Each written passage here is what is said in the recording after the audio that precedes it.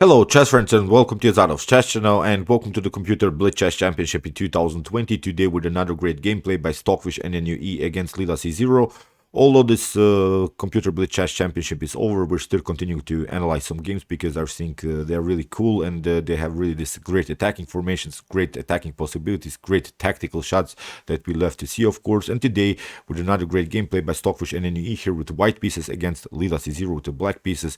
Be prepared again, tactics all over the board. So as usual in the top engine games we have round 1 and fight, of course. So here knight to f3 played by Stockfish NNUE, g6 we have e4, knight to f6. This was still this prearranged line, very risky, similar to the Alekhine defense where we're exploiting our knight, then allow white some attacks against the knight, but then we want after the move e5 to break white pawn chain with some d6 ideas and maybe even some c5 ideas. So in the game knight to h5, the knight comes on a very strange square here on the edge of the board.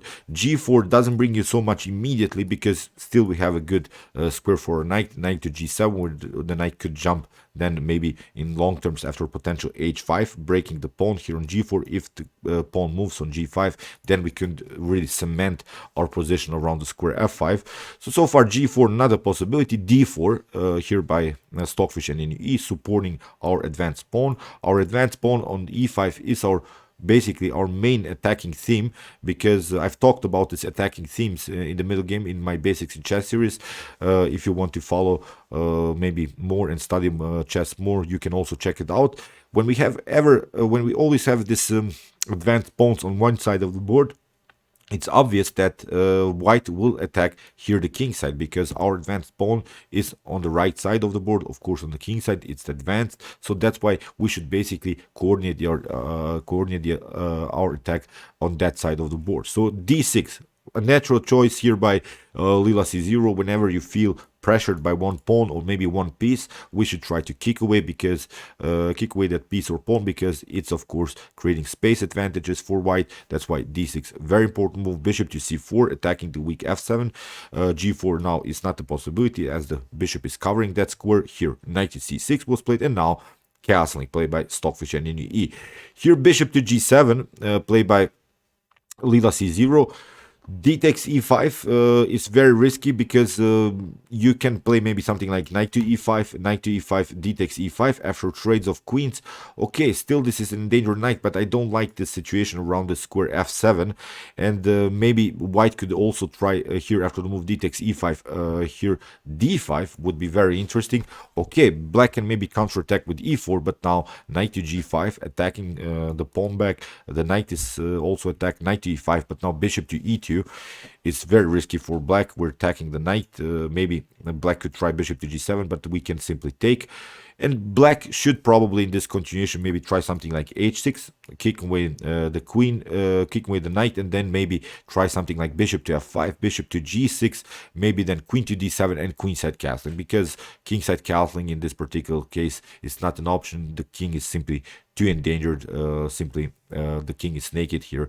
We have already weakened the pawn structure too much. So here after the move castling, Leela C0 tried to move g7, bishop to g7.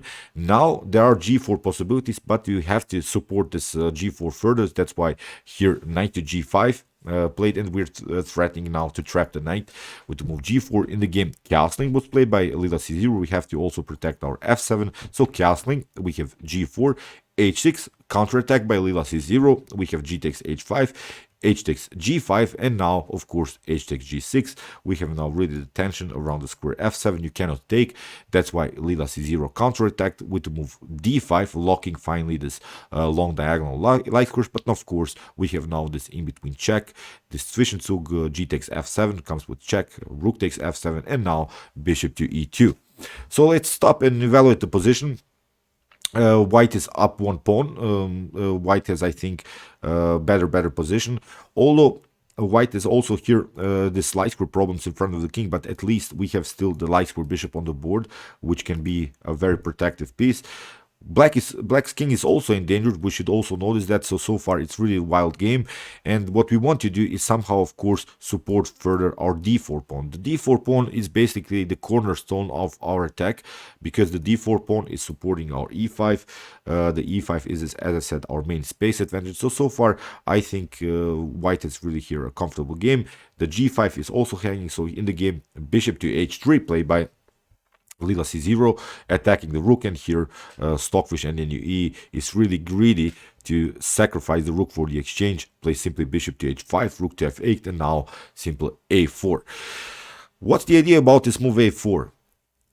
When we have noticed, as I said in the beginning, our e5 pawn is our main space advantage. We should attack, as I said, the king side. So it's obvious that black will try at least a counterattack on the queen side. So that's why this a4 move is at least blocking for a while a potential attack by black on the queen side. So that's why it's a very cool and pragmatic and prophylactic move by Stockfish and in E, never allowing to create black to create dynamics on the queen side. And now after even a rook sacrifice, we can maybe play something like rook to a3, rook to g3, c3, really bishop to e3, knight to d2, really bringing first the pieces on the best squares. And I think even if you grab the rook, still you don't have, I think, such a good position here from black's perspective. So queen to c8, Leela c0 doesn't want to take immediately. The rook wants to sneak in with the queen further, wants to get some kind of a new attacking piece in the game.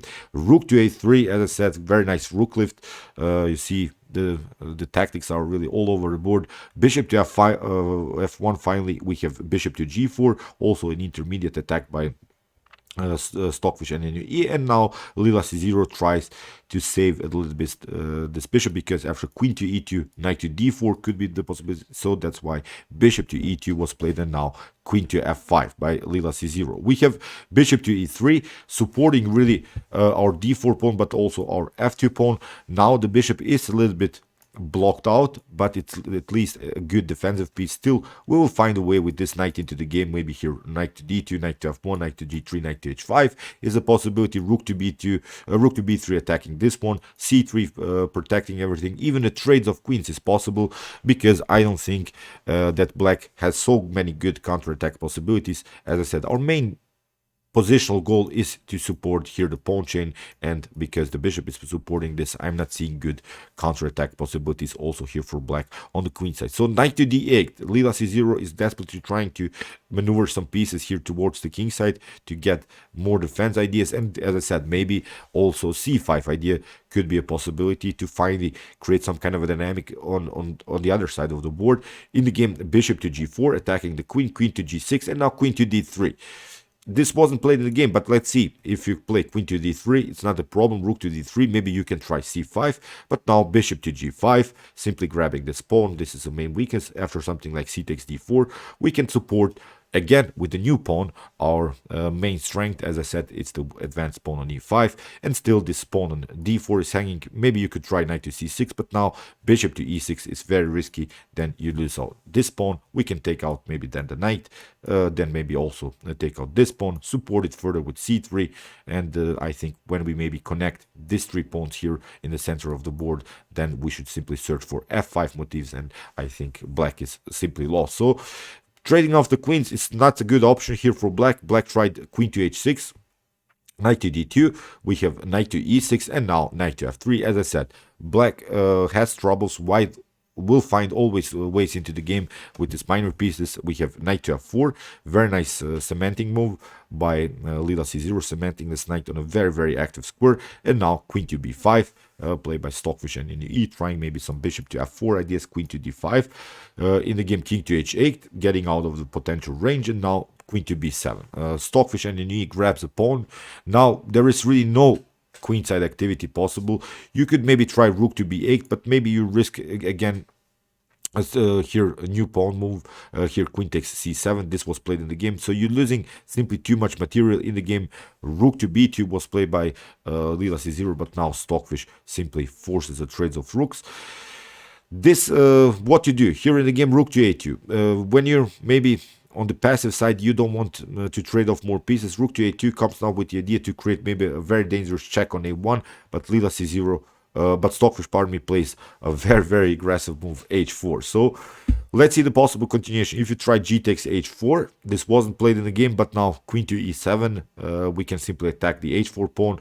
You could maybe try here to take out this pawn, but now rook to b7, I think, wins the game immediately, because there is simply too much tension around black's king. First of all, what we should notice, the queen is always overloaded to the defense of the bishop on g7.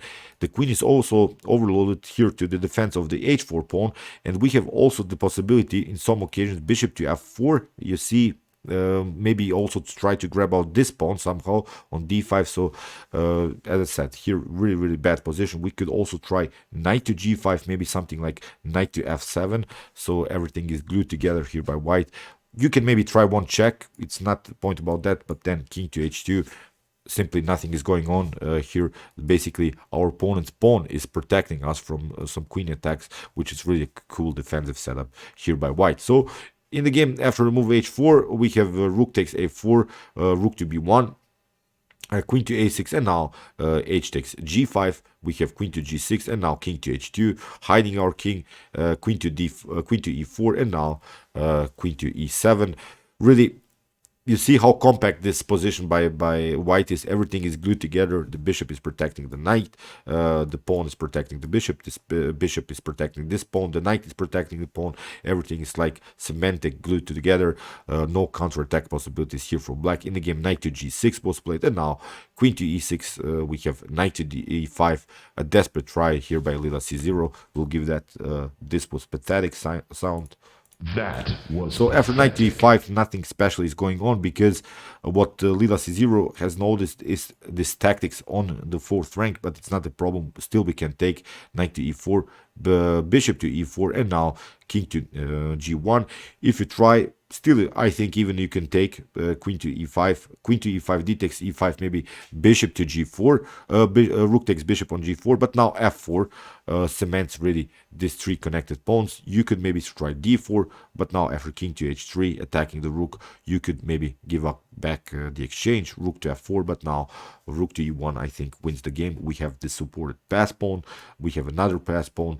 The king will always be deflected to defense of this one. Then we can play much more freely with our king here, sneak in maybe to h5 and then push another pawn.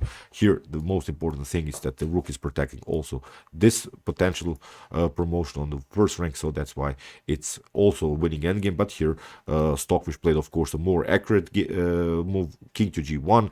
We have bishop to g7, and now queen to e4, d takes e4, and now c3. We have now two bishops and a rook against two rooks and a bishop, but we have two connected pass pawns. That's the most important thing. This is simply too much to handle. This pawn are marching on. In the game, rook to a3 was played. Now king to g2 by Stockfish NNUE. Taking here is not an option, because then you get a nice tactical shot. Rook to h1, you have to play king to g8, and now bishop to e6 again wins the game immediately. So here after the move king to g2, king to h7, getting out of this potential attacks. We have rook to b7, we have rook takes c3, but not a problem. We can take out this pawn. In the game, king to g6. No, you're not going into the game with your king. Very nice move by Stockfish. Never allow this king to come somehow here on the king side. Very important move, kicking away again the king to h7. Here rook to e6, we have rook to d3, and now rook to e4 here after rook takes e3, f takes e3. It's basically completely winning endgame here for white. In the game here Stockfish simply push the pawns further. We have rook to d5, king to h6, rook to d6, king to g5, and now rook to d7, protecting first everything. Now again a new check. So now very important, and here in this position it's game over. We have grabbed the bishop, and after a couple more moves Leela c0 forfeit the game. So very nice attack again by Stockfish NNUE. Really incredible tactics again all over the board, sacrificing the exchange in an early stage of the game, really to create new dynamics in the game. Really nice attacks. It was maybe a bad opening choice here that was pre-arranged by this chess.com, but okay, still, of course, these engines have to play these bad openings in order to maybe attract more viewers with some great tactical shots like this, like in this game. We'll continue now to follow more games by Stockfish NNUE and Leela c0. As I said, the TCEC season 20 is going on now these days, and it started now. with the first this fourth division, then this third division, then the second division, then we'll have this Premier division, and again then we have the super final. I think Stockfish is for sure there. We'll see who will battle maybe against the Stockfish NNUE engine in the finals of the TCEC season 20. So okay, I hope that you enjoyed this game.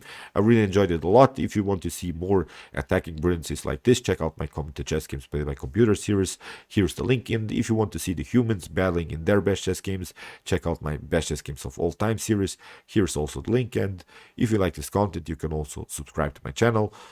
See you soon with more videos, and chess is the best, of course.